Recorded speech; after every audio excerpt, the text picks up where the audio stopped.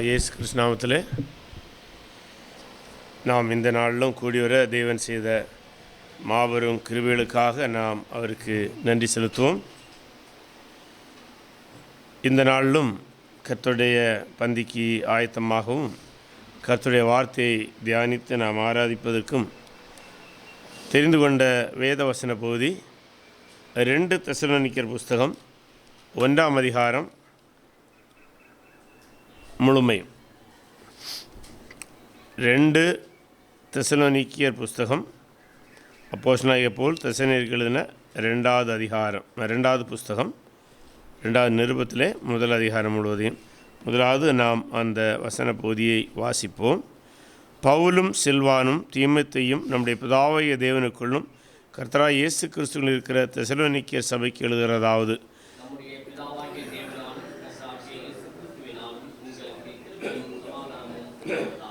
கர்த்தாவே, நாங்கள் எப்பொழுதும் உங்களுக்காக தேவனை ஸ்தோத்திரிக்க கடனாளிகளாக இருக்கிறோம்.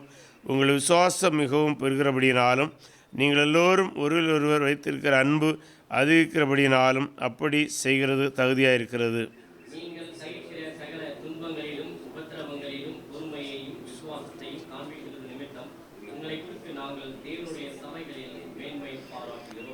நீங்கள் தேவனுடைய ராஜ்யத்தின் நிமித்தம் பாடு அனுபவிக்கிறவர்களாக இருக்க அந்த ராஜ்யத்துக்கு நீங்கள் பாத்திரராக எண்ணப்படும்படிக்கு தேவன் நியாயமான தீர்ப்பு செய்கிறவர் என்பதற்கு அதுவே ஒத்தாட்சியாக இருக்கிறது.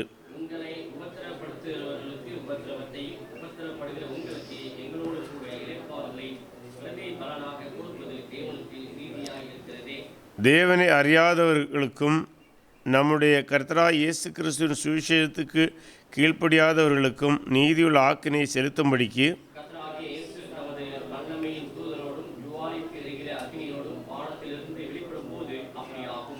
அந்நாளிலே தம்முடைய பரிசுத்தவான்கள் மகிமைப்படத்தக்கவராகவும் நீங்கள் எங்களுடைய சாட்சியை விசுவாசித்தபடினாலே உங்களிடத்திலும் விசுவாசிக்கிறவர்களிடத்திலும் ஆச்சரியப்படத்தக்கவராக அவர் வரும்போது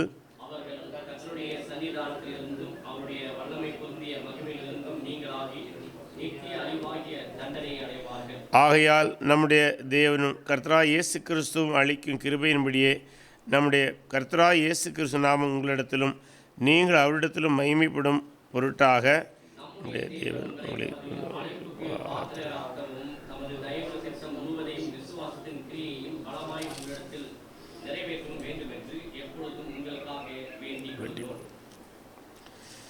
அப்போஸ்தலனாகிய பவுல் தெசலோனிக்கருக்கு எழுதின இது 2வது நிருபம் என்று நாம் பார்க்கிறோம். இந்த தெசலோனிக்க நிருபத்திൻ്റെ முதல் நிருபத்தை நாம் ஏற்கனவே தியானித்திருக்கின்றோம். 3 வாரங்களாக அதை தியானித்தோம். அவனமாக அதன் தொடர்ச்சியாக இதையும் தியானிக்கலாம் என்று கருதுகின்றோம். அதாவது நாம் ஏற்கனவே பார்த்தவண்ணமாக அப்போஸ்தலனாகிய பவுல் இந்த சபையை 3 வாரம் தெசலோனிக்க பட்டணத்திலே ஊழியம் செய்து ஸ்தாபித்தார் என்று பார்க்கிறோம்.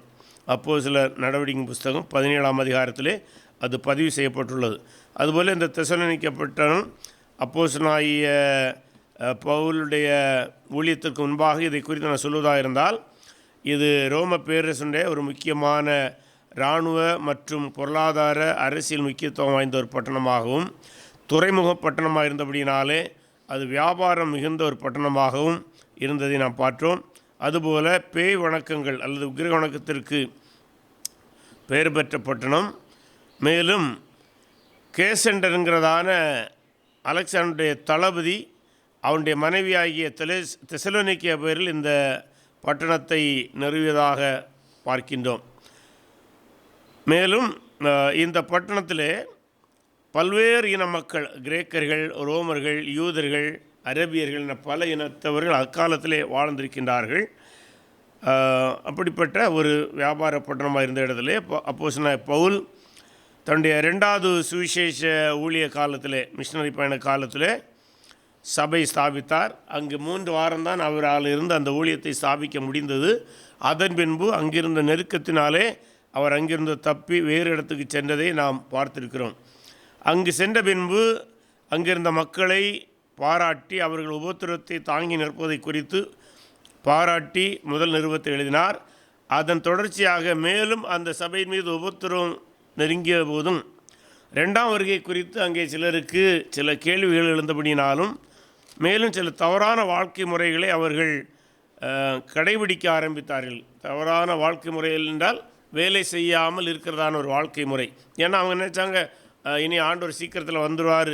அப்படிப்பட்ட தவறான கருத்துக்கள் அவரிடம் இருந்தபடினாலே அவைகளை மாற்றும்படியாக இந்த 2வது தெசலோனிக்கே நிருபத்தை அவர் எழுதினார். அப்படி எழுதும்போது இந்த முதல் அதிகாரத்தை நாம் படித்ததை 4 பிரிவுகளாக பிரித்து நாம் புரிந்து கொள்ள முடியும். 1வது, முதல் 2 வசனங்களிலும் சபையை வாழ்த்துகின்றார். 2வது 3-4 வசனங்களிலே அந்த சபைக்காக அவர் தேவனுக்கு ஸ்தோத்திரம் செலுத்துகின்றார். அடுத்ததாக 5 முதல் 10 வசனங்களிலே அந்த சபையை உற்சாகப்படுத்துகிறார். அடுத்ததாக 11-12 வசனங்களிலே அந்த சபைக்காக ஜெபிக்கிறார் என்று நாம் பார்க்கின்றோம். ஆகவே இனி நாம் கொடுக்கப்பட்ட நேரத்தில் தியானிப்போம். பவுலும் சில்வானும் தீமோத்தேயும் தம்முடைய பிதாவாகிய தேவனுக்குள்ளும் கர்த்தராகிய இயேசு கிறிஸ்துவில் இருக்கிற தெசலோனிக்கேயர் சபைக்கு எழுதுகிறதாவது, நம்முடைய பிதாவாகிய தேவனாலும் கர்த்தராகிய இயேசு கிறிஸ்துவினாலும் உங்களுக்கு கிருபையும் சமாதானம் உண்டாவதாக. பொதுவாக அப்போஸ்தலனாகிய பவுல் தன்னுடைய எல்லா நிருபங்களிலும் இந்த வாழ்த்துதலோடு தான் ஆரம்பிக்கின்றார். குறிப்பாக அவருடைய எல்லா வாழ்த்துதலும் இந்த கிருபையும் சமாதானம் என்கிற வார்த்தை இருக்கும். ஒருவேளை ஏதாவது விதிவிலக்காக இருக்குமா என்று எனக்கு தெரியவில்லை. என்னுடைய ஞாபகத்துக்கு எல்லா நிருபங்களிலும் அந்த வார்த்தை இருக்கிறது, அவருடைய வாழ்த்துதல் இருக்கும். கிருபை என்று சொல்லும்போது பல வேளைகளிலே கிருபையை நாம் இன்னும் சரியாக புரியவில்லை. கிருபையை சரியாக புரியவில்லை என்றால், கிருபை என்று சொல்லுகிறோம், அது எதை குறிக்கிறது? அதாவது ஒரு வார்த்தை ஆங்கிலத்தில் நாம் படிப்போமானால் அப்ஸ்ட்ராக்ட் நவுன்னெல்லாம் சொல்லுவோம். ஒரு விதத்திலே சொல்வதாக இருந்தால் இந்த வார்த்தை abstract noun, not concrete noun. ஆனால் இயேசு கிறிஸ்துவை குறித்து நாம் அறியும் போது இந்த கிருபை என்கிற வார்த்தை வெறும் அப்ஸ்ட்ராக்ட் நவுனாக, அதாவது வெறும் ஐடியாவாக இல்லை. அந்த கிருபையை நாம் சிலுவையிலே காண முடியும். பொதுவாக இந்த மைக்குன்னு சொன்னால் இதை நம்ம இங்கே பார்க்க முடியும். மைக்குன்னா வேறு எந்த ஒரு பொருளும் கிடையாது. செல்ஃபோனுன்னு சொன்னால் இந்த ஒரு பொருள் நமக்கு உடனடியாக அந்த வார்த்தை சொன்ன உடனே நம்முடைய மனதிலே அது உருவகப்படுத்தி கொள்ளும். ஆனால் கிருபை என்கிற வார்த்தையை நாம் உருவெடுத்து சொல்லுவோமானால் அதை யாரும் உருவகப்படுத்த முடியாது. அன்பு என்கிற வார்த்தையை உருவப்படுத்த முடியாது. அதே போல் கிருபை என்கிற வார்த்தையை உருவகப்படுத்த முடியாது. ஆனால் ஒரு கிறிஸ்தவன் அப்படி இருக்கக்கூடாது. ஏனென்றால் கிறிஸ்தவனுக்கு கிருபை என்கிற வார்த்தை சொன்ன உடனேயாக ஒரு உருவகம் வர வேண்டும். அது என்னவென்றால் கல்வாரியிலே இயேசு தன்னை ஒப்பு கொடுத்தது. சிலுவை அவனுக்கு முன்பாக வர வேண்டும். சிலுவையில் அடிக்கப்பட்ட இயேசு கிறிஸ்து அவனுக்கு முன்பாக வர வேண்டும். அதுதான் ஒரு கிறிஸ்தவன் கிருபையை காண்கிற இடம். மற்றபடி அது வெறும் ஐடியா அல்ல, அதற்கு ஒரு பொருள் உண்டு. அந்த கிறிஸ்துவிலே தான் நீங்கள் அதை பார்க்க முடியும். ஆகவே கிருபை என்று சொல்லும்போது கிறிஸ்துவை பார்க்கிற பார்வையாக இருக்க வேண்டும். ஏன்னா இன்றைக்கு கூட ஹைஃபர் கிரேஸ்ங்கிறதான ஒரு அமைப்பு அல்ல ஒரு கிறிஸ்தவ பார்வை இருக்கிறது. அவர்கள் சொல்கிறாங்க கிருபை பற்றி விட்டபடியால் மனம் போல வாழலாம் என்கிற ஒரு பார்வை. பாருங்க, ஒரு கிறிஸ்தவன் சிலுவையை பார்க்கும்போது அவன் எப்படி மனம் போல் வாழ முடியும்? வாழ முடியாது. ஏனென்றால் அவன் மனம் போல வாழ்ந்தபடியினால்தான், தருதலையாக வாழ்ந்தபடியினால்தான், மனம் போல வாழ்ந்தபடியினால்தான் கிறிஸ்து அடிக்கப்பட்டார். ஆதாமுக்குள்ளாக அவன் தன்னுடைய சுயத்தின் அடிப்படையில் வாழ்ந்தபடியினாலே கிறிஸ்து அடிக்கப்பட்டார். ஆகவே ஹைஃபர் கிரேஸ் என்கிற ஒரு கருத்து அது கிறிஸ்தவ கருத்து போல் இருந்தாலும், கிறிஸ்தவர்கள் இன்றைக்கு அநேகர் விரும்பப்பட்டாலும், கிறிஸ்தவத்தில் இன்றைக்கு அதுதான் சற்று வேகமாக பரவுகிறன்னு சொல்லுவாங்க. கிறிஸ்தவத்துக்குள் வேகமாக பரவவில்லை. உண்மையை சொன்னால் வஞ்சிக்கப்பட்ட கிறிஸ்தவர்களிடம் மட்டும்தான் அது பரவுகிறது. வஞ்சிக்கப்படுகிற பிரசங்கிமார் தான் அதை செய்கிறார்கள். நான் பெயரை சொல்ல விரும்பவில்லை. தமிழகத்தில் அப்படி சிலர் இருக்கின்றார்கள். ஆனால் நாம் கிருபை என்று சொல்லும்போது கிறிஸ்துவை பார்க்க வேண்டும். ஆகவே கிறிஸ்துவை பார்க்கிற அந்த பார்வையினாலும் சமாதானம் உண்டாகும். ரோமர் 5ஆம் அதிகாரம் 1ஆம் வசனம் அந்த சிலுவையினால்தான். ரோமர் 5ஆம் அதிகாரம் 1ஆம் வசனத்தை படிப்போமா? நாம் அடிக்கடி படிக்கிறது. இவ்விதமாக நாம் விசுவாசத்தினாலே நீதிமான்கள் ஆக்கப்பட்டிருக்கிறபடியால் நம்முடைய கர்த்தராகிய இயேசு கிறிஸ்து மூலமாய் தேவனிடத்தில் சமாதானம் பெற்றிருக்கின்றோம். கிறிஸ்து இயேசு மூலமாய், அதான் பண்ணல, அந்த கிறிஸ்து இயேசு மூலமாய் தான் நாம் சமாதானத்தை பெற முடியும். ஆதாமுக்குள்ளாக இழந்த சமாதானத்தை ஒரு மனிதன் பெற முடியும் என்றால் அது கிருபையினாலே, சிலுவையினாலே நாம் அடைய முடியும்.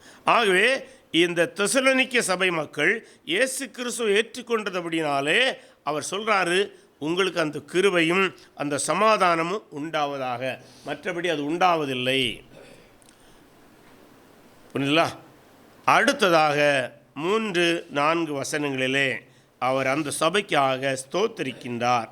என்னவென்றால் 3-4 வசனங்களிலே, சகோதரரே, நாங்கள் எப்பொழுதும் உங்களுக்காக தேவனை ஸ்தோத்திரிக்க கடனாளிகளாக இருக்கிறோம்.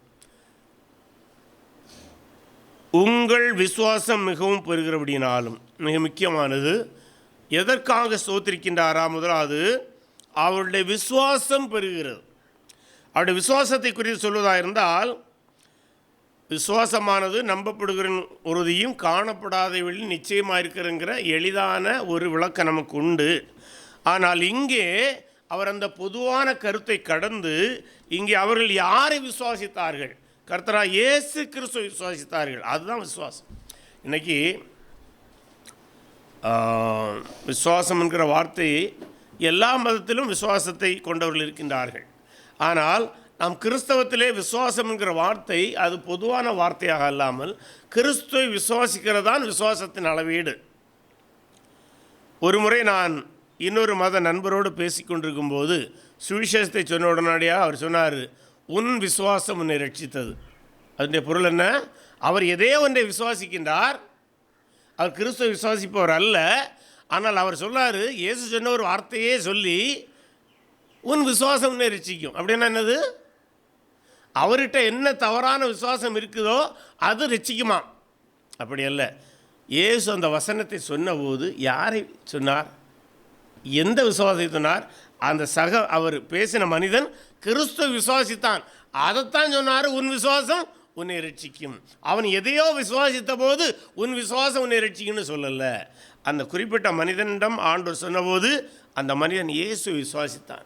ஆகவே சொன்னார், உன் விசுவாசம் உன்னை ரட்சிக்கும். பாருங்கள், ஒரு வசனத்தை எப்படியெல்லாம் மக்கள் பார்க்கிறார்கள், தவறாக கூட பார்க்க முடியும். ஆகவே இங்கே பவுல் சொல்கிற விசுவாசமானது இயேசு கிறிஸ்துவின் மேல் கொண்ட விசுவாசம் மிகவும் பெறுகிறது. எப்போ பெறுகிறது? துன்பம் பெருக பெருக பெறுகிறது. அதான் ஆச்சரியம். இன்றைக்கு கிறிஸ்தவர்கள் ஆண்டவருடைய ஆசீர்வாதத்தினாலும் மிக அருமையான பொருளாதார நிலைகள் இருக்கிறார்கள். நல்லது, ஆண்டவர் தான் அவர்களை ஆசீர்வதித்தார். அது ஆண்டவருக்கு நாம் நன்றி செலுத்த வேண்டும், அவர்களுக்காக கூட நன்றி செலுத்த வேண்டும். ஆனால் சில வேளைகளில் நாம் சிலரை பார்க்கும்போது தோன்றுவது, வாழ்க்கையிலே ஒரு நெருக்கடி வந்தால் இவர்கள் தேவனை விசுவாசிப்பார்களா? ஏன்னா சமீபத்திலே ஒரு சிலர் எனக்கு தெரிந்த நண்பர்களை நான் பார்த்தபோது அவர்களுடைய வாழ்க்கையிலே சில துன்பங்கள் வந்தபோது, கஷ்டங்கள் வந்தபோது அவர்கள் விசுவாசத்தை விட்டு விலகி போவதை காண முடிகிறது. அல்லது அவர்களிடம் ஏற்கனவே இருந்த விசுவாசத்தின் கிரியைகள் குறைந்து வருகிறதை பார்க்க முடிகிறது. ஏன் இப்படி? ஆனால் 3 வாரம் எனக்கு ஆச்சரியமாக இருக்குங்க. இப்போ கூட அதை தியானிக்கும் போது நம்ம எல்லாம் ஒரு வேளை 3 வாரத்தில் சுவிசேஷத்தை கேட்டுக்கிட்டு இவ்வளோ துன்பம் வரும்போது பிடிச்சு நிற்போமா? பாருங்க, அவங்க 3 வாரம்தான் அங்கே இருந்தார். 3 வாரத்தில் அவர் சொன்ன அந்த வார்த்தைகளை கேட்டு இயேசு விசுவாசத்தில் இல்லாமல் உபத்திரவம் பெருக பெருக, நெருக்கம் பெருக பெருக அவருடைய விசுவாசம் பெறுகிறதை பார்க்கின்றோம். மேலும் சொல்கிறாரு, நீங்கள் எல்லோரும் ஒருவரிலொருவர் வைத்திருக்கிற அன்பு அதிக்கிறது. ஸ்தோத்திரம் முதல்ல எதுக்கு சொல்கிறாரு? அவர்களுடைய விசுவாசம் பெறுகிறபடினாலே ஸ்தோத்திரிக்கின்றார். 2வது, அவர்களுடைய அன்பு அதிகரிக்கிறபடினாலே அதை அவர் ஸ்தோத்திரம் செலுத்துகிறார். ஆகவே கிறிஸ்தவனுடைய வாழ்க்கையிலே விசுவாசம் வளருக்கேற்ப விசுவாசியுடைய அன்பு வளர வேண்டும். அன்பு சக மனிதனோடு, சக கிறிஸ்தவனோடு, சக விசுவாசியோடு, சக சபைகளோடு நம்முடைய விசுவாசம் பெருகக்கூடியதாக இருக்க வேண்டும். அன்பு பெருகக்கூடியதாக இருக்க வேண்டும். அடுத்த 4ஆம் வசனத்திலே அதை மேலும் சற்று விரிவாக அவர் சொல்லும்போது சொல்கிறாரு, நீங்கள் சகிக்கிற சகல துன்பங்களிலும் உபத்திரங்களிலும் பொறுமையையும் விசுவாசத்தையும் காண்பிக்கிறது நிமித்தம் உங்களை குறித்து நாங்கள் தேவனுடைய சபைகளில் மேன்மை பாராட்டுகிறோம். இந்த சபை குறித்து ஒரு புற சபைகளிலே சாட்சியாக பேசியிருக்கிறார். என்ன சொல்ல? எதனால் பாருங்கள், துன்பங்களிலும் உபத்திரங்களிலும் பொறுமை. துன்பம் உபத்திரம் வரும்போது தான் மனிதனுடைய பொறுமை வெளிப்பட வேண்டும். இதே கருத்தை யாக்கோபும் பேசியிருக்கின்றார். பொதுவாக உபத்திரவம் என்கிற வார்த்தையை பல வேளைகளிலே நம்முடைய கிறிஸ்தவத்துக்குள்ளாக உபத்திரவ காலத்தோடு போட்டு குழப்புகிறது உண்டு. சில ஆங்கில மொழிபெயர்ப்புகள் என்று நினைக்கின்றேன், அல்லது சில ஆங்கில எழுத்தாளர்கள் உபத்திரவத்தை கேபிட்டல் ட்ரிபுலேஷன் போடுவாங்க. கேபிட்டல் ட்ரிபுலேஷன் போடும்போது உபத்திரவ காலத்தை பொதுவாக குறிக்கும். மற்ற இடங்களிலே ட்ரையல்ஸ் என்று போடுவாங்க. நான் நினைக்கிறேன் இந்த இடத்துல ஆங்கிலத்தில் ட்ரையல்ஸ் என்கிறது தான் சில மொழிபெயர்ப்புகளில் இருக்கிறது. சில வேளை ட்ரிபுலேஷன் என்று மொழிபெயர்த்திருந்தாலும் அதை ட்ரையல்ஸ் அல்லது துன்பங்கள், நெருக்கடிகள் என்று புரிந்து கொள்ள வேண்டும். இந்த உபத்திரவம் என்கிற வார்த்தையை லத்தீனில் ட்ரிபுலம் என்கிற வார்த்தையிலிருந்து அதை எடுத்திருக்கின்றார்கள். ட்ரிபுலம் என்கிற வார்த்தையுடைய பொருள் என்னன்னா, கோதுமையை போரடிக்கும் போது ஒரு உருளையை வைத்து அதில் கனமான பொருளை வைத்து அதை இழுப்பாங்க. அப்படி இழுக்கும்போது அந்த கோதுமை அந்த கதிரிலிருந்து பிரிந்து வரும். நம்ம ஊரில் கூட நெல் வயல்கள் எல்லாம் அந்த போரடிக்கிறதுன்னு சொல்லுவாங்க இல்லை, அதே மெத்தட் தான். இந்த வார்த்தையை பாருங்கள், போரடித்தல். ட்ரிபுலம் என்கிற வார்த்தை போரடித்தல். எது போருக்கு செய்வதுக்கு போன்றது. அந்த கனமான உருளை அந்த மணியின் மீது, அந்த கதிரின் மீது விழும்போது அது பிரிந்து வருகிறது. ஆகவே அது பாரமான ஒன்று, கஷ்டமான ஒன்று. அதை தாங்கிக் கொள்ள வேண்டும். தாங்கி அது பிரிந்து வருகிறது. ஆகவே உபத்திரவம் ஒரு மனிதனை பிரித்தெடுக்கிறது. தேவனுக்குரியவனாக, பயனுடையவனாக, நல்ல மணியாக பிரித்தெடுக்கக்கூடியதாக இருக்கிறது. அதை தான் மீண்டும் விதைத்து அது விதையாக வருகிறது. ஆகவே இந்த சபையானது அந்த நெருக்கங்களை தாங்கிக் கொள்கிறது. போர் போன்ற ஒரு நிலையை தாங்குகிறது. ஆகவே அப்போஸ்தலனாகிய பவுல் அந்த உபத்திரவத்தில் அவங்க பொறுமையாகவும் விசுவாசத்தையும் காண்பிக்கிறது நிமித்தம் உங்களை குறித்து நாங்கள் தேவனுடைய சபையில் மேன்மை பாராட்டுகிறோம். ஆகவே உபத்திரவங்கள் வரும்போது அந்த விசுவாசத்திலே தொடர வேண்டும். அதுபோல் அவைகளை பொறுமையோடு சகிக்க வேண்டும். இன்றைக்கு அநேக செய்திகள் எல்லாம் எப்படி வருகிறது என்றால், இயேசு கிறிஸ்துவை ஏற்றுக்கொண்டால் உங்களுக்கு எந்த பிரச்சனையும் வராது, நல்லது. பிரச்சனை வராமல் இருந்தால் நிச்சயமாக சந்தோஷம். ஆனால் ஒரு முறை என்னிடம் ஒருவரோடு நான் பேசி கொண்டிருந்தேன் சில ஆண்டுகளுக்கு முன்பாக. அவர் கிறிஸ்தவத்தில் வந்துவிட்டு கிறிஸ்தவத்தை விட்டு வெளியே போய்விட்டார். அவரிடம் காரணம் கேட்டேன். ஏன் நீங்கள் கிறிஸ்துவிடம் வந்தீர்கள்? மன்னிக்கவும், கிறிஸ்துவிடம் வரவில்லை, கிறிஸ்துவ சபைக்கு வந்தார்கள். ஏன் கிறிஸ்தவத்தை விட்டு வெளியே போனீர்கள் என்று கேட்டபோது அவர் சொன்னார், உங்களுடைய பிரசங்கிகள். அதுக்கப்புறம் அவர் நம்முடைய பிரசங்கின்னு கூட வார்த்தை சொல்லலை. உங்களுடைய பிரசங்கிகள், அதில் குறிப்பாக ஒரு தமிழ்நாட்டில் ஒரு பெரிய பிரசங்கியாரை சொன்னார். அவருக்கு பேரை சொன்னால் உங்களுக்கு பிடிக்காது, அதில் உங்களுக்கு அவரை பிடிக்கலாம், எனக்கு அவரை பிடிக்காது, அப்படி ஒரு வார்த்தை புரிஞ்சுக்கிங்களா? சரியானதல்ல. அவருக்கு சபைக்கு போனார். அவர் என்னெல்லாம் ப்ராஸ்பரிட்டி காஸ்பலில் சொல்லுவார். அவர் சொல்லார், நான் 2 வருடமாக போனேன், எனக்கு எதுவுமே கிடைக்கல. ஆகவே நான் இப்போது அவருடைய சபைக்கு போவதும் இல்லை, கிறிஸ்தவத்தையும் நான் விட்டு வெளியே வந்து விட்டேன், அவருடைய சொந்த வாயிலிருந்து சொன்னார். ஏனென்றால் வாழ்க்கையிலே அவர்கள் ப்ராஸ்பரிட்டி ஏதோ ஒன்று எதிர்பார்த்து வருகிறார்கள். ஒரு எக்ஸாம்பிள் சொல்லுவாங்கல்ல, குதிரைக்கு முன்னால் கேரட்டை காட்டினா அது கிடைக்கும்னு ஓடிட்டே இருக்கும், கடைசி வரை கிடைக்காது. இன்றைய கிறிஸ்தவத்திலே சிலர் அப்படி குதிரைக்கு முன்பாக கேரட்டை காட்டுறாங்க. அது கேரட்டு கிடைக்கும்னு ஓடும், கேரட்டும் கிடைக்காது, சோர்ந்து தளர்ந்து விடும். ஆக ப்ராஸ்பரிட்டி காஸ்பல் என்பது குதிரைக்கு முன்பாக கொடுக்காத கேரட்டை காட்டுவது, அதை வேலை வாங்குவது, அதை இழுக்க வைப்பது. ஆனால் அதுக்கு ஒன்றும் கிடைக்காது. ஆக சற்று கவனமாக இருக்க வேண்டும். ஆனால் இப்படிப்பட்ட ப்ராஸ்பரிட்டி காஸ்பலில் போகிறவங்க உபத்திரம் வரும்போது அதை விட்டு ஓடிடுவாங்க, நிற்க மாட்டாங்க. ஏன்னா அவங்க எதிர்பார்ப்பு வேறாக இருக்கும். பலரை பார்த்துருக்கிறேன், என் வாழ்க்கையில் பலரை பார்த்துருக்கிறேன், ரொம்ப வேதனையாக இருக்கும். ஆனால் இந்த தெசலோனிக்கே சபையை பாருங்கள், 3 வாரத்திலே சுவிசேஷத்தை கேட்டும் நெருக்கடி வந்தபோது விசுவாசத்திலே தொடர்கிறார்கள், பொறுமையாக அதை சகிக்கிறார்கள். ஆகவே அதற்காக ஆண்டவருக்கு ஸ்தோத்திரம் செலுத்திவிட்டு 3வதாக அவர்களை உற்சாகப்படுத்துகிறார். அதை 5 - 10 வசனங்களிலே நாம் பார்க்கலாம். நீண்ட ஒரு அருமையான உற்சாகப்படுத்தல். ஒன்று, அவர் முதலாவது உற்சாகப்படுத்தல் எப்படி சொல்ல பாருங்க, நீங்கள் தேவனுடைய ராஜ்யத்தின் நிமித்தம் பாடு அனுபவிக்கிறார்கள் இருக்க. அப்போ தேவனுடைய ராஜ்யத்தின் நிமித்தம் பாடு அனுபவிக்கிறோம். பொதுவாக தேவனுடைய ராஜ்யம் என்கிற வார்த்தையை பைபிளிலே படிக்கும்போது அது இறையில்ல ஏராளமான பொருட்களை கொடுக்கும். அவைகளுக்குள்ளாக நாம் போக வேண்டிய தேவையில்லை. சுவிசேஷங்களிலே தேவனுடைய ராஜ்யத்துக்கு இணையான வார்த்தையை மத்தேயு பயன்படுத்தியிருக்கிறார். மத்தேயு பயன்படுத்தும் போது அவர் பரலோக ராஜ்யம் என்கிற வார்த்தையை பயன்படுத்தியிருக்கிறார். அந்த பரலோக ராஜ்யம் என்று அவர் பயன்படுத்தினதிலே பெரும்பான்மையான இடங்கள் மேசியாவுடைய ஆட்சியை தான் அவர் குறிக்கின்றார்.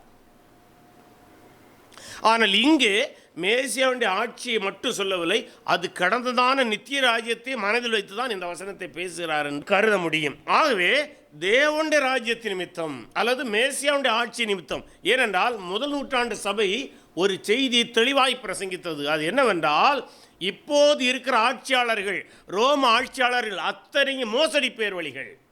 இவர்கள் மக்களை உறிஞ்சுகிறார்கள். உலகத்தின் ஆட்சியாளர் எல்லோருமே அப்படித்தான் இருக்கிறார்கள். ஆனால் மேசியாவுடைய ஆட்சி வரும்போது அது மகிழ்ச்சியும் நிறைவும் இறந்ததாக இருக்கும். அதையும் இந்த மக்கள் கேட்டிருந்தார்கள். ஆகவே அவர்கள் அந்த ராஜாவை நாங்கள் காணும்படி, அந்த ராஜ்யத்திலே நாங்கள் பிரவேசிக்கும்படி, அதனுடைய மகிமையை நாங்கள் காணும்படி இப்போது படுகிற பாடுகள் எளிதாக அவர்களுக்கு தோன்றினது. ஆகவே அவர் சொல்றாரு, நீங்கள் தேவனுடைய ராஜ்யத்தின் நிமித்தம் பாடு அனுபவிக்கிறவர்களாக இருக்கிற அந்த ராஜ்யத்திற்கு நீங்கள் பாத்திரர் எண்ணும்படிக்கு தேவன் நியாயமான தீர்ப்பு செய்கிறார் என்பதற்கு அதுவே அத்தாட்சி. அப்படின்னா நீங்கள் படுகிற துன்பங்கள், நீங்கள் தேவனுடைய ராஜ்யத்துக்கு பாத்திரர்கள் என்பதை டெஸ்டிஃபை, சாட்சியாக இருக்கிறார். அப்போ கிறிஸ்துவ நிமித்தம் ஒருவன் துன்பப்படுகிறான் என்றால் அவன் தேவனுடைய ராஜ்யத்துக்கு பாத்திரன் என்பதை உறுதி செய்கிறது. அப்போ இப்போ இதே கேள்வியை கொஞ்சம் மாற்றிக்கம்மா. அப்போ கிறிஸ்துவ நிமித்தம் ஒருத்தன் பாட அனுபவிக்க தயார் இல்லை என்றால் அவன் எந்த ராஜ்யத்திற்கு தயாரில்லை? அவன் தேவனுடைய ராஜ்யத்துக்கு தகுதியற்றவன் என்பதையும் அது சொல்லுகிறது. அல்லது நம்ம வார்த்தையில் சொல்லாமல் சொல்லுகிறது. ஆகவே நம்முடைய வாழ்க்கையில் வருகிற துன்பங்கள், பாடுகள் அனைத்துமே நாம் தேவனுடைய ராஜ்யத்தின் பிள்ளைகளாக பாட அனுபவிக்க வேண்டும். பாடுகளை பொறுமையோடு சகிக்க வேண்டும். பாடுகள் மத்தியிலே நம்முடைய விசுவாசங்கள் வளர வேண்டும். அது மட்டுமல்ல, அதே 5ஆம் வசனத்துடைய கடைசி வரியில் சொல்கிறார், தேவன் நியாயமான தீர்ப்பு செய்கிறார் என்பதற்கு அதுவே. அந்த காட் வில் ஜட்ஜ். எந்த ஜட்ஜ்மெண்ட்னா இன்னைக்கு கீழே படிக்கும்போது தான் அதுக்கு விளக்கத்தை அவர் கொடுக்குறார். தொடர்ந்து படிக்கும்போது, உங்களை உபத்திரப்படுத்துகிறவர்களுக்கு, உங்களை உபத்திரப்படுத்துகிற யார்? இந்த காலகட்டத்தை நாம் படிப்போமானால், இயேசு கிறிஸ்துவை ஏற்றுக்கொண்டவர்களை யூதர்கள் ஒரு பக்கத்தில் துன்பப்படுத்தினார்கள், மறுபக்கமாக கொஞ்சம் கொஞ்சமாக ரோமர்களும் துன்பப்படுத்த ஆரம்பிக்கிறார்கள். சில அறிஞர்களுடைய பார்வையிலே இந்த நிருபம் எழுதப்பட்ட போது, இந்த நிருபம் எழுதப்பட்டது AD 51 55 எழுதப்பட்டிருக்க வேண்டும். இந்த காலகட்டத்தில் நீரோ ஆட்சிக்கு வந்து விட்டான். நீரோ ஆட்சிக்கு பதவியேற்றதை 13வது வயதிலே பதவியேற்றான் என்கிற கருத்தும் இருக்கிறது. 16வது வயதிலே பதவியேற்றான் என்றும் கருத்து இருக்கிறது. இந்த நீரோவை குறித்து நாம் படிப்போமானால், நீரோவை இன்று நல்லவனாக சித்தரிக்க சிலர் முயற்சிக்கிறார்கள். அது என்னவென்றால், அவன் சிறந்த கலைஞன், நல்லா பாடுவான், நல்லா ஆடுவான், அவன் 1800 டான்ஸ் பர்ஃபார்மன்ஸ் பண்ணி அதற்காகவே புகழ் பெற்றவன் என்றெல்லாம் நல்ல பெயர்களை சொல்லி நீரோவை நல்லவனாக காட்ட முயற்சிக்கிறார்கள். ஆனால் மறுபக்கத்தில் நீரோ மகா கொடியவன். எப்படி என்றால், தனக்கு எதிரான கருத்து சொல்கிறவர்களை அவன் உடனடியாக போட்டு தள்ளுவான். தன்னுடைய சொந்த தாயை கொண்டவன், தன்னுடைய மனைவியை கொண்டவன். அவனை பற்றி சொல்லதாக இருந்தால் மகா கொடியவன்.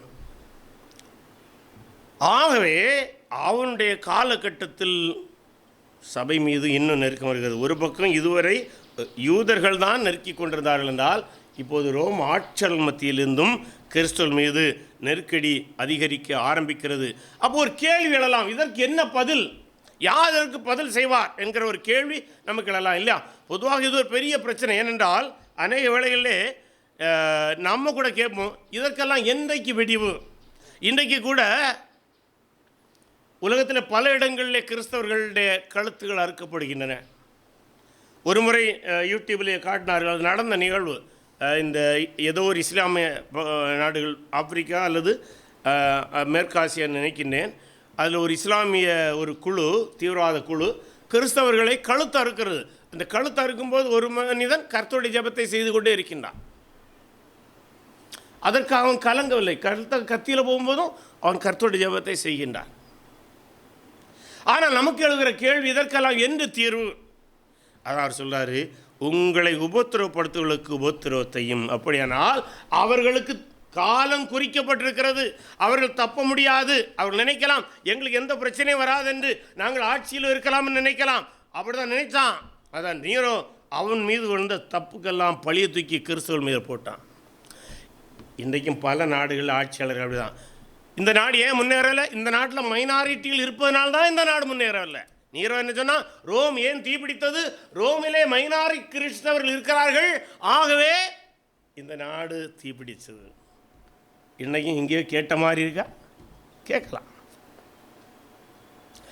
இப்படியாக சிறுபான்மை கிறிஸ்தவர்கள் மீது அவன் துன்பத்தை நிற்பதற்கு அவன் தூண்டுகோலாக இருந்தான். ஆனால் ஆண்டவருடைய வார்த்தை சொல்லுது, உபத்திரவப்படுகிற உங்களுக்கு எங்களோட கூட இளைப்பாறுதலையும் பிரதிபலனாக கொடுப்பது தேவனுக்கு நீதியாக இருக்கிறது. God will justify, God will judge them. அது எப்படி காட்டுவாராம்? அவர்களுக்கு உபத்திரத்தை காட்டுவார். இன்றைக்கு அவர்கள் செய்கிற காரியங்களை, அவர்கள் விதைக்கிற விதைகளை அவர்கள் அறுப்பார்கள்.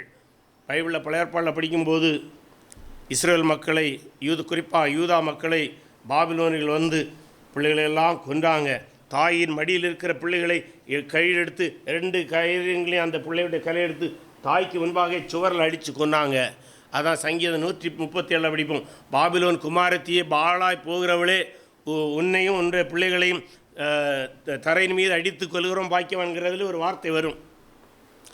அதுபோல தான் இவனும். புரியுதுல்ல? ஆகவே கிறிஸ்தவர்களை இவ்விடமாக கொடுமைப்படுத்தவர்களுக்கு தேவன் நீதி செய்வார். தொடர்ந்து படிக்கும்போது, தேவனை அறியாதவர்களுக்கும் நம்முடைய கர்த்தராகிய இயேசு கிறிஸ்துவின் சுவிசேஷத்துக்கு கீழ்ப்படியாதவர்களுக்கும் நீதி உள்ள ஆக்கினை செலுத்தும்படிக்கு 8ஆம் வசனத்திலே கர்த்தராகிய இயேசு தமது வல்லமையுள்ள தூதரோடும் ஜுவாலித்து எரிகிற அக்கினியோடும் வானத்திலிருந்து வெளிப்படும் போது அப்படியாகும். Christ will come. இங்கே தான் ஒரு இறையியல் பிரச்சனை இருக்கிறது. என்னவென்றால், சில கிறிஸ்தவர்கள், இன்றைக்கு அநேக பெந்தேகோஸ்தே சபை பிரசங்கிகள் கூட பிரசங்கிப்பதை கேட்கிறேன். கிறிஸ்துவுடைய ராப்சர் என்று நாம் சொல்லுகிறோம் அல்லவா, அதில் சபை எடுத்துக்கொள்ளப்படுவதில்லை, அவர்கள் விரும்பவில்லை அல்லது ஏற்றுக்கொள்ளவில்லை. பெந்தேகோஸ்திலே அப்படி ஒரு கருத்து பரவி வருகிறது. ஆரம்ப கட்டத்திலே பெந்தேகோஸ்து அனைவரும் சபை எடுத்துக்கொள்ளப்படுவதை நம்பினார்கள். இன்றைக்கு அநேகர் அதை ஏற்றுக்கொள்ளாமல் ஒரு இயேசுடைய 2ஆம் வருகை என்கிற ஒன்று மட்டும்தான் உண்டு, சபை எடுத்துக்கொள்ளப்படுதல் ஒன்று இல்லை என்று சொல்கிறார்கள். அதற்கு அவர்கள் இந்த வசனத்தை காட்டுவார்கள். நீங்கள் கவனமாக படித்தீங்கன்னா 1 தெசலோனிக்கேயர் 4ஆம் அதிகாரத்திலும் இந்த 2 தெசலோனிக்கேயர் 1ஆம் அதிகாரத்திலும் நுட்பமாக படித்தால் நிறைய வேறுபாடுகளை பார்க்க முடியும். சற்று அதை பார்ப்போமா? 1 தெசலோனிக்கேயர் 4ஆம் அதிகாரத்திலே கர்த்தருடைய வசனத்தை குறித்து நான் படிக்கும்போது, கர்த்தருடைய வார்த்தையை முன்னிட்டு நான் உங்களுக்கு சொல்கிறதாவது, கர்த்தருடைய வருகை மட்டும், இது ஒரே வார்த்தை தான், வருகை தான், இதை வச்சு தான் அவங்க ஒப்பிடுவாங்க. ஆனால் தொடர்ந்து படிக்கும்போது, உயிரோடுக்கு நாம் நித்திரை இழந்தவர்களுக்கு முந்திக் கொள்வதில்லை. ஏனெனில், அதான் இன்னும் கவனம், ஏனெனில் கர்த்ததாமே ஆரவாரத்தோடும் பிரதானத்துடைய சத்தத்தோடும் தேவ எக்காலத்தோடும் வானத்திலிருந்து இறங்கி வருவார். இன்னும் கவனிச்சுருங்க, இப்போ வாரார்னெல்லாம் ஒரே போல தான் இருக்கிறது. வருவார், அப்பொழுது கிறிஸ்துக்குள் மரித்தவர்கள் முதலாவது எழுந்திருப்பார்கள். பின்பு உயிரோடு இருக்க நாமும் கர்த்தருக்கு எதிர்கொண்டு போக, இங்கே கீழே இல்லை, எதிர்கொண்டு போக மேகங்கள் மேல் அவர்களோட கூட ஆகாயத்தில் எடுத்துக்கொள்ளப்பட்டு இவ்விதமாய் எப்பொழுதும் கர்த்தருடைய கூட இருப்போம். என்னது? அவர் வாராரு, ஒரு கூட்ட ஜனங்கள் மேலே எடுத்துக்கொள்ளப்படுறாங்க. இது ஒன்று. இனி இங்கே 2 தெசலோனிக்கேயர் வந்தீங்கன்னா இது இருக்காது. வருகை ஒன்று என்கிற வார்த்தை ஒன்று பொதுவானது தவிர அதோடைய நிகழ்வுகள் வேறு விதமாக இருக்கிறது. இங்கே படிப்போமா? இங்கே படிப்போம், கர்த்தராகிய இயேசு தமது வல்லமையின் தூதரோடும் ஜுவாலித்து இருக்கிற அக்கினியோடும், அங்கே அது இல்லை, அக்கினியோடும் வானத்திலிருந்து வெளிப்படும் போது அப்படி ஆகும். இந்த வானத்திலிருந்து வெளிப்படும் போதுக்கு இணையான வார்த்தை அங்கே இருக்கிறது. ஆனால் இந்த வார்த்தை எப்படி தெரியுமா? வானத்திலிருந்து வெளிப்படும் போது he will be revealed. அங்கே he will not be revealed, நம்ம போய் சேருவோம். இங்கே he will be revealed, அவரை பார்க்க முடியும். யார் பார்ப்பாங்க? உலகத்தில் பார்ப்பாங்க. யார் பார்ப்பாங்க? இந்த உபத்திரவப்படுத்துகிறவங்க பார்ப்பாங்க. விசுவாசிகள் உபத்திரவப்படுத்துறவங்களை பார்ப்பார்கள். ஆகவே ரெண்டும் வித்தியாசமானது. அது மட்டுமல்ல, தொடர்ந்து நீங்கள் படிக்கும்போது, அந்நாளிலே தம்முடைய பரிசுத்தவான்களை மகிமைப்படத்தக்கவராகவும் நீங்கள் எங்களுடைய சாட்சியை விசுவாசித்தபடியினாலே உங்களிடத்திலும் விசுவாசிகளிடத்திலும் ஆச்சரியப்படத்தக்கவராகவும் அவர் வரும்போது, அங்கே என்னது, நாம் எடுத்துக்கொள்ளப்படும். இங்கே அவர் வரும்போது, வெளிப்பட்டு வரும்போது, அவர்கள் கர்த்தருடைய சன்னிதானத்தில் இருந்தும் அவருடைய வல்லமை பொருந்திய மகிமையிலிருந்தும் நீங்களாகி, இரண்டாம் வருகையிலே God will separate, வெள்ளாடுகளையும் செம்மறியாடுகளையும் வேறுபடுத்துவார். ஆக அந்த வேறுபடுத்துதலை பார்க்கிறோம். நீங்களாக்கி நித்திய அழிவாகிய தண்டனை அடைவார்கள். ஆகவே ரெண்டும் வேறு. இந்த ரெண்டையும் வேறுபாடாக நம்ம கவனமாக பிரித்து புரிந்து கொள்ள வேண்டும், அல்லது குழப்பம்தான் வரும். வருகிறார் வருகாங்கிற வார்த்தை இருக்கிறபடினாலே ரெண்டும் ஒன்றல்ல. வருகிறார்ங்கிற வார்த்தை இருக்கிறது, ஏனென்றால் அங்கே வானத்தில் வருகிறார், இங்கே ரெண்டு பேரும் பிரிக்க வருகிறார். அங்கே நம்மை சேர்க்க வருகிறார், இங்கே விசுவாசிகளையும் அவிசுவாசிகளையும் பிரிக்க வருகிறார். ஆகவே ரெண்டும் ஒன்றல்ல.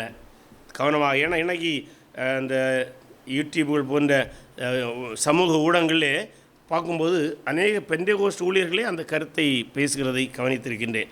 ஆகவே நாம் அந்த வஞ்சகத்தில் விழுந்து விடாதபடி இருக்க இந்த ரெண்டுக்குள்ள வேறுபாடுகளை தெளிவாக பிரித்திருக்க வேண்டும். இன்னும் நிறைய வசனங்கள் இருக்கிறது, நாம் அதுக்குள்ளே போவதற்கு நமக்கு நேரம் இல்லை.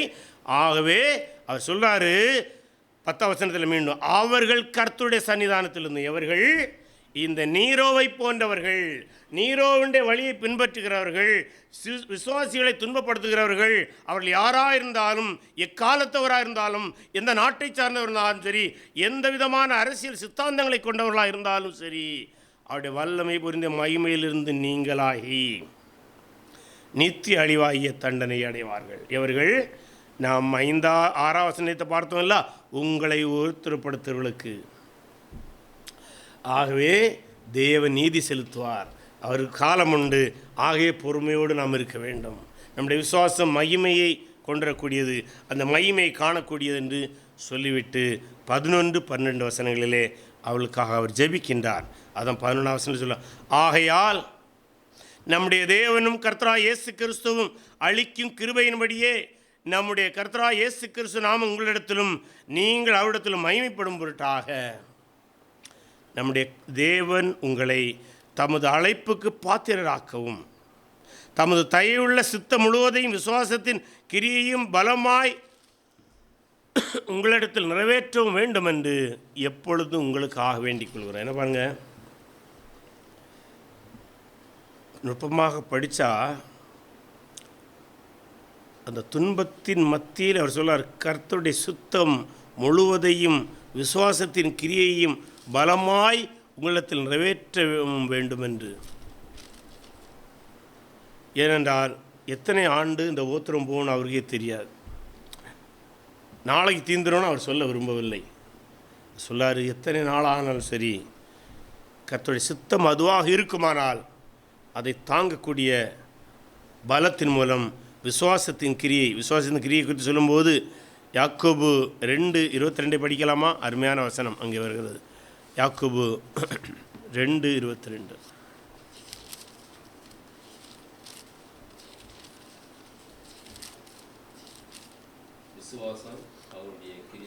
விசுவாசம் அவனுடைய கிரியைகளோட கூட முயற்சி செய்து கிரியைகளினாலே விசுவாசம் பூர்ணப்பட்டது என்று காணுகிறாய்.